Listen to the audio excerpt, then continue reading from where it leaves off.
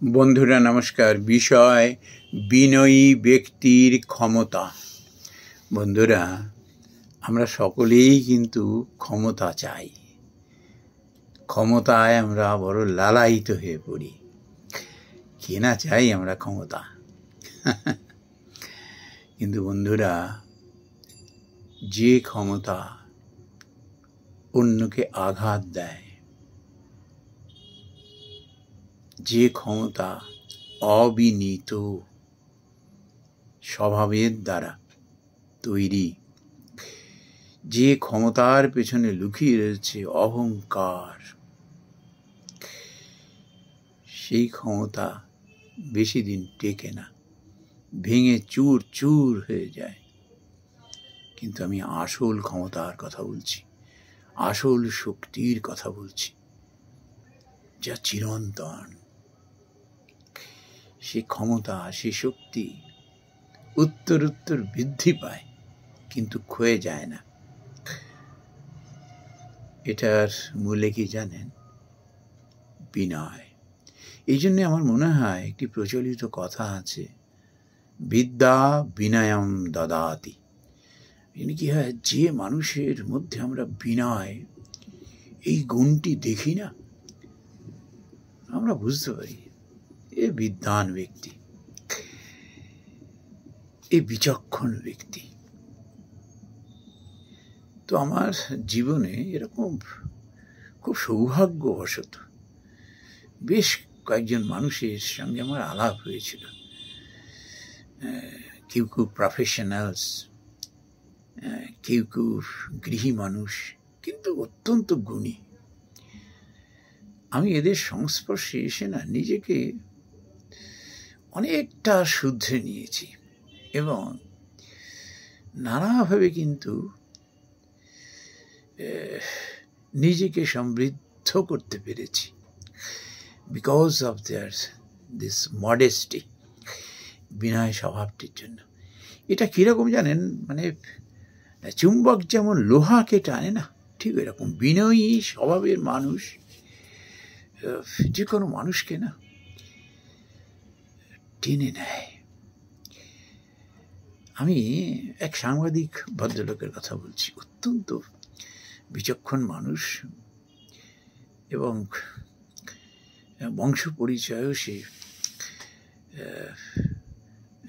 দৃষ্টান্ত দেওয়ার মতো। তো আমি ওনার না বিনয় দেখে অবাক হয়ে গিয়েছিলাম যে এত বড় একটা সাংবাদিক এইভাবে বিনয়ে কথা বলেন। আমি তো বহু মানুষকে দেখেছি নানা পেশার, তার হাব ভাব কথাবার্তাই প্রথমে বুঝিয়ে দেয় যে আমি কিন্তু একটা বিশাল কিছু মানুষ। কিন্তু এই মানুষটিকে দেখেছিলাম পুরো উল্টো। আমি যত না বিনয়ের সঙ্গে কথা বলছি, তার থেকেও উনি বিনীত হয়ে কথা বলছেন।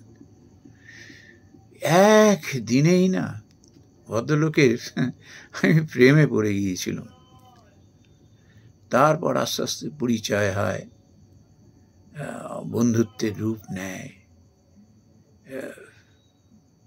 প্রায় সপ্তাহে 2-1 দিন কথাবার্তা হয়। তার বাড়িতে গেছি, তিনিও আমার বাড়িতে এসছেন। অসাধারণ ব্যক্তিত্ব, এত সাহস আর অকপটে কথা বলার মধ্যে তার যে বীরত্ব আমি দেখেছি, ওটা মনে রাখার মতো। সত্যি কথা বলার মধ্যে যেন তিনি একটা আনন্দ খুঁজে পান। সেখানে ভয় ভীতির তিনি কোনো রকম গন্ধবাসে তিনি অনুভব করেন না। তা আমি একদিন বলেছিলাম, জানেন তো, আপনার এই শক্তির মূলে কি বলুন তো? বিনয়। যে এত বিনয়ী হতে পারে, তার মধ্যে সাহস থাকবে না, তার মধ্যে শক্তি থাকবে না, তিনি অকপট হবেন, এটাই তো স্বাভাবিক।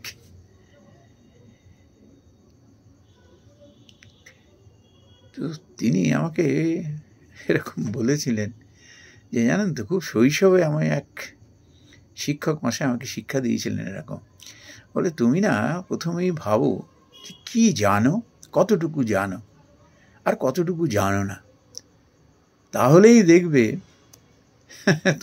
দেখবে যে তুমি কি বিশাল ব্যাপ্তির অজানার মধ্যে তুমি রয়েছ, সামান্যটুকু জানো,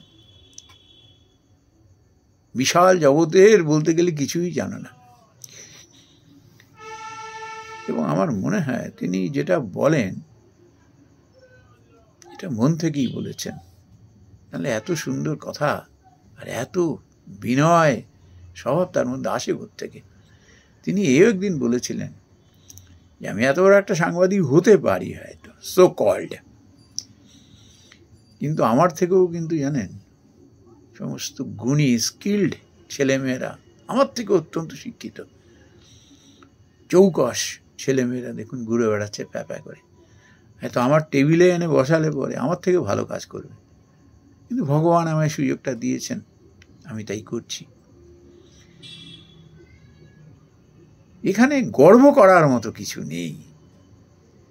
আমার লেখা বহু মানুষ পড়েন, আমার সুখ্যাতি করেন, সুযোগ আমাকে সুযোগ দিয়েছেন, আমি বললাম সুযোগ দেবেন না কেন, বিনয়ী মানুষকেই তো সুযোগ দেবেন, যার দ্বারা সমাজের কল্যাণ হয়, মানুষের কল্যাণ হয়, ভগবান তো তাকেই সুযোগ দেবেন। বিদ্যা বিনয়ম দদাতি, ওনার বিদ্যা অর্জন সার্থক। নমস্কার বন্ধুরা।